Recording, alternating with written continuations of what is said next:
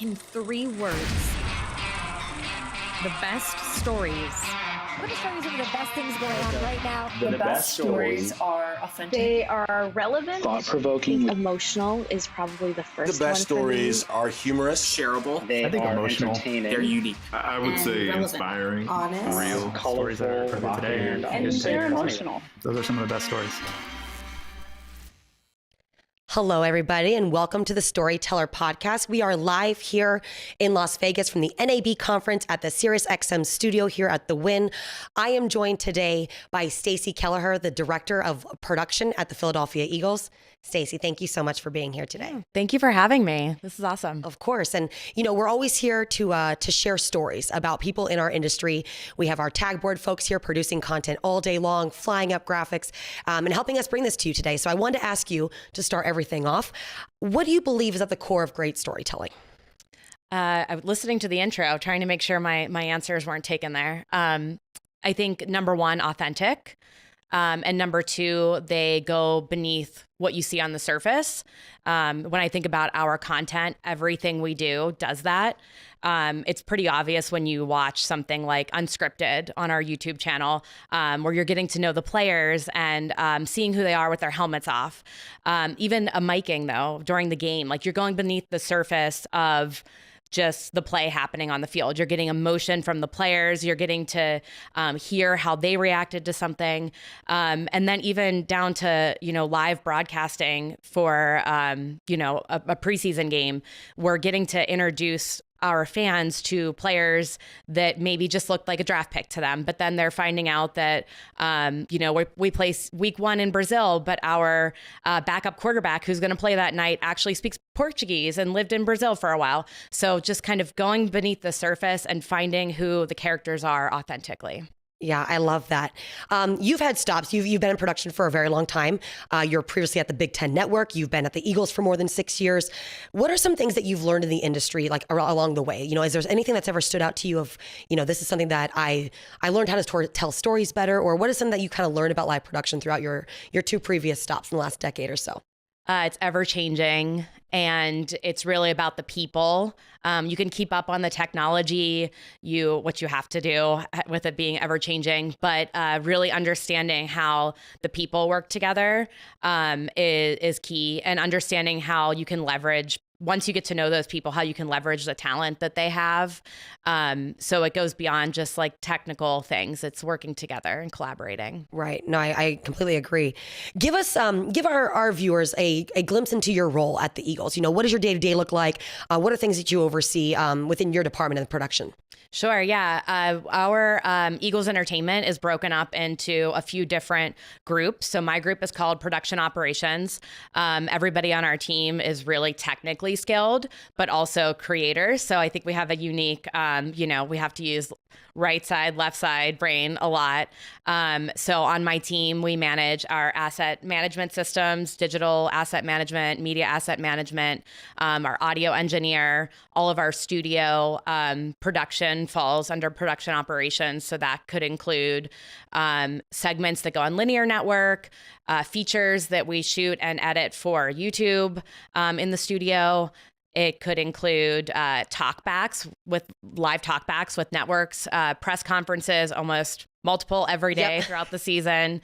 And we work parallel with our original features team and our social team to support them and the things we need. So we do some content creation as well, if it doesn't fall into one of the short form buckets or long form buckets that the other teams cover. So like Eagles Autism Foundation, which I hope we'll get to talk about later. Of course. So it's storytelling, specific type of storytelling that falls in our group, but it's, I don't want to say a catch-all, but like just a lot of operations stuff. It is. And you guys have a lot of good things to produce about. You mentioned cloud asset management. Mm-hmm. Talk to me a little bit more about that and how you guys use it and leverage it at the Eagles. Yeah, cloud is like a big buzzword. I'd say right now, AI and cloud in asset management is everybody's saying. We just made the move to go completely to the cloud. And that has helped us physically not have LTO tapes on premises. Yep. We do have on-prem storage for as much as like one season so that our editors are kind of working with those files. But we have all of our other assets historically up in a cloud on the West Coast and the East Coast so that there's some redundancy. And we're just really like progressive and forward thinking in how we manage things to make things efficient and just make sure we're on the forefront of technology. We've seen some folks in the industry and across both of our industries be a little hesitant about going to the cloud. What was it like? I mean, how long were those conversations about, with management and with ownership about, hey, let's kind of clean out some of these boxes over here and let's put everything on the cloud? Like, what was those conversations like? Yeah, I think the biggest thing is like helping leadership understand how it's going to cost more, but it's actually going to save you money at the same time. Right. And then, our editors don't see a difference. And that is what we want. Like, I mean, we want things to be easier for them to be like, oh, that's easier than what it was. But we don't want them to see a difference in speed. Right. So just working with IT. And then, I mean, you think about when you first, you have your iPhone and they're like, hey, do you want to like get some photos in the cloud to make more room on your phone? You're like, yeah, sure. I'll pay 99 cents a month or whatever We're never getting out of those fees. We're going to pay them until forever, ever land. Exactly. Yep. But then you go from like, I don't know what the numbers are, but you have like a gig of storage for your first one and you meet that like instantly. I have 2 kids, like my phone's full. And then the next step up, it's like something way more than what you need. And you're like, well, I don't want to pay 6 terabytes. Yeah. Yeah. Why am I paying for that if I'm not using it? Well, that's the next tier. And it's kind of like explaining that on a much bigger scale. Right.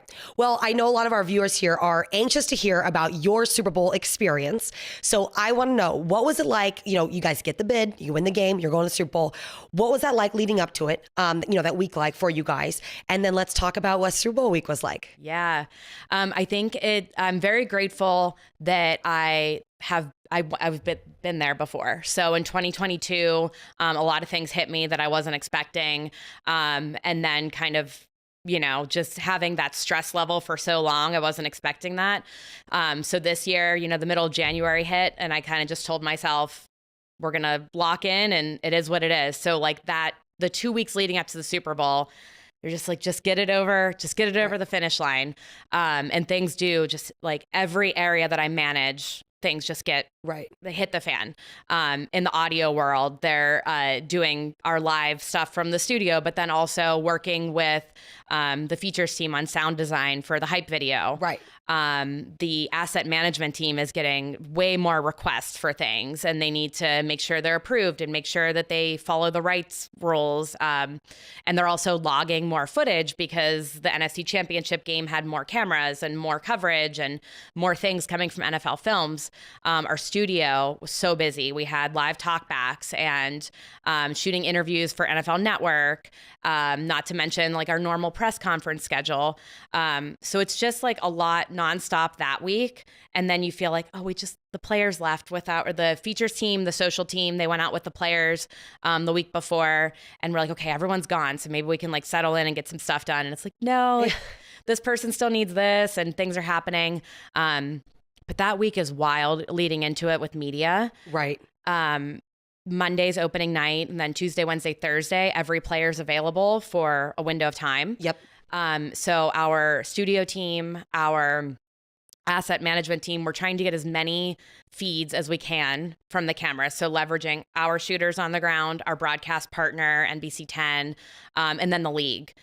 And inevitably, like, we still miss a soundbite that, the social team wants to put out because there's just so much. And we are turning those around quickly. So we might have like we might go live on Coach Sirianni, but then we're recording, hours and hours worth of other players' soundbites that we're going to put out right away.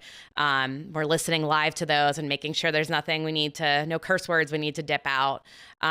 So those 2 weeks are really just constant, wrapping up some edits by the end of the week. And then Saturday hits and I'm just like, a fan. You're a fan. Yeah. Was there a moment during the week or a clip or something from Media Day where your team got it and you're either like, this is the best piece of content that we've ever received, or you're like, this is a disaster of a piece of content that we need to fix? Was there any crazy stories that came out leading up to Super Bowl week during Media Days or practices for you? So not super crazy, but like kind of weird. And I'm still to this day not sure if it was planned.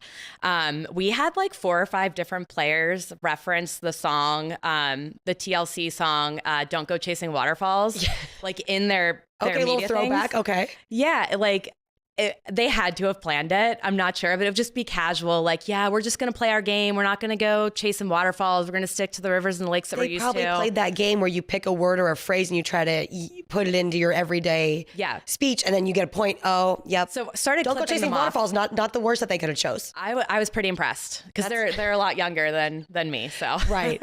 Well, like I said, there's always some good content stories coming out of Super Bowl week, especially. But I heard the parade. I saw it from Los Angeles. Was epic. Yes. Tell us what it was like to be on the float. I don't know if you've been on a Super Bowl parade float before, but what was that experience like? And then I know that you have a crazy drone story that we're going to share. Yeah. I want to hear kind of you first. What was it like? And then I want to hear this story that we talked about before the show.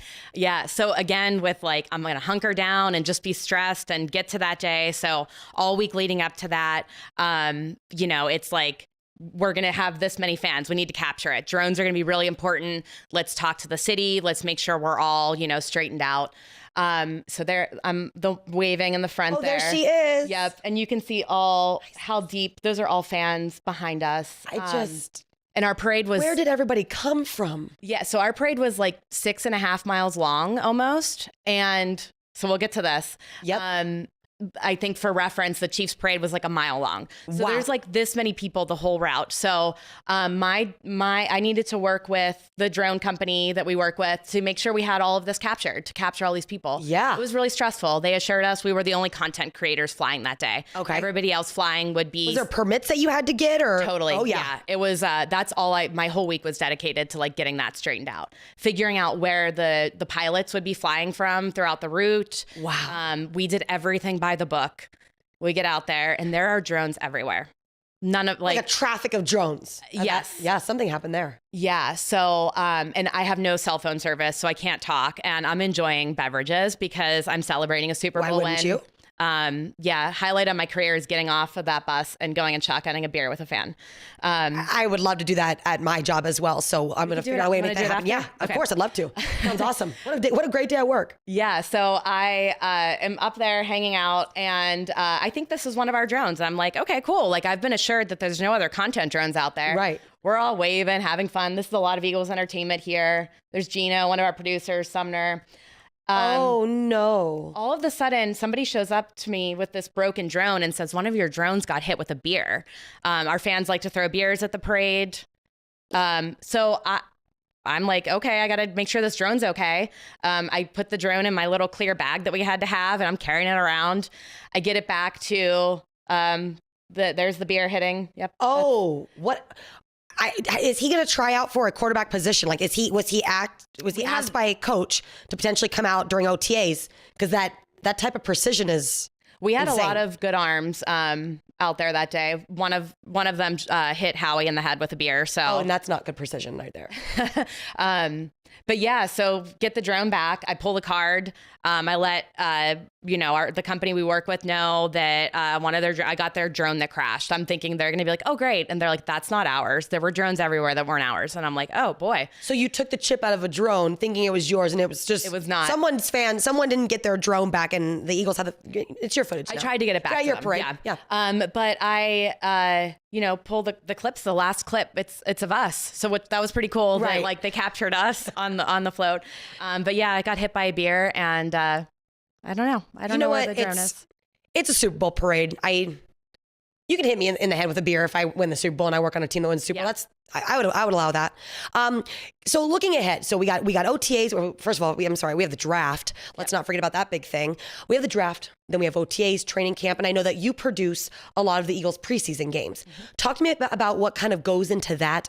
How big is the team that produces that show, and what kind of elements do you guys bring into those preseason games? Because I know they're a lot more flux than a normal game. But like, what are some of the things that go into producing those preseason games? Yeah, I think we have one of the few fan bases that'll watch a preseason game from start to finish. So we keep all of our preseason games in-house, and it's a big moneymaker for us. But it's also it's the first touch point we have with fans that get to know these players. And last year we had great rookies to introduce to those fans. Quinyon Mitchell almost had a pick in his first preseason game. Yep. Kenny Pickett was our starting quarterback for that first preseason game. So there was so much that we could teach the fans about the team. And you're right, the different elements you put in it. We have our own graphics package that, we keep everything Eagles themed. It's not going to look like an NBC broadcast, a national broadcast where you're getting a little bit of both teams. We're really focused on the Eagles and breaking down the new players. Our talent, Scott Graham, Ross Tucker. Ross is a character, and he gets to tell stories and be himself. And he had participated in Jason Kelsey's fundraiser at the Jersey Shore. So he had some stories to tell about that. And it also promoted EAF. So like being creative with like, hey, you should get involved with Eagles Autism Foundation. And Ross drinks beers. He's our announcer and drinks beers for Eagles Autism Foundation. So having fun with it, not taking ourselves too seriously. Full-time, I'm the only person involved with it. And then we bring on an associate producer who's normally part of like our game day staff. And then we partner with a crewing company, and they are our, production operation manager. And we work with a great crew of director, producer, graphics, who they typically work together in the season. So it's also preseason for them, getting some reps under their belt. And it's just a fun group to work with. And we're also like just, preparing for the regular season. Yep. I love it. And I love that you do that, and you're able to have a little bit of fun, preseason. Something that you mentioned I want to touch on, when you talked about the Eagles Autism Foundation. I know last year the Eagles raised $8.1 million, Eagles Autism, and it went out to, I believe, 53 different charities and causes. Talk to me a little bit about your involvement in that and a little bit more about that program.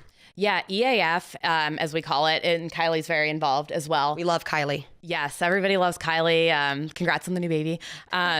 So EAF is part of our DNA as an organization now. Jeffrey Lurie has made the comment that he wants two things. He wants to win the Super Bowl and wants to, provide research and resources for people and families with experience on the spectrum. So it really is an important thing, and it becomes part of everything we do. We shoot a lot of these different things that you're seeing now. Our game day staff, we have a neurodiverse game day staff. And it really becomes, we have to capture all of those things, not knowing it's not like, hey, we're going to shoot this feature on EAF. It's capturing all the touch points. This is a scientific review that, Jeffrey has the greatest minds in autism in the country, and actually even a little more international now.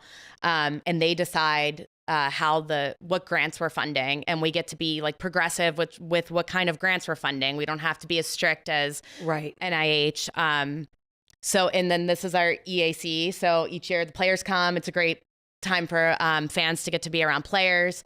And all of that $8 million you talked about is all coming from fundraisers like this.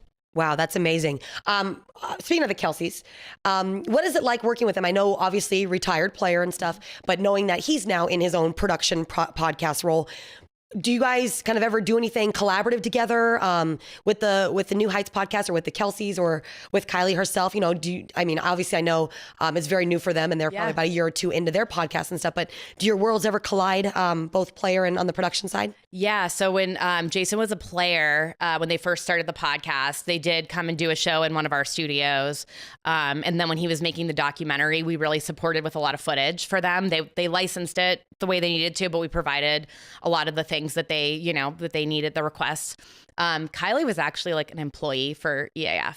I love it. She was doing things like getting, permits from the city and things like that. So, but now that she's kind of a little more of a public figure, we're finding ways to use her in content and leverage that way instead of having her be, a doer. And kind of wrapping up on the Eagles Autism Foundation, let our viewers know here that are tuning into the show, how can someone get involved, whether it be an Eagles fan, an NFL fan, or just someone that's been affected by autism? I know myself, some of my employees, we've all been affected by and been blessed to know people with autism. So how can people get involved that are listening here that want to also make a difference alongside you guys? Yeah, for fundraising for Eagles Autism Challenge, it's a run, bike, you can do a sensory walk, you can do a 5K run, you can bike different lengths of, bike races, and each person participating can raise funds, and people from all over the world come.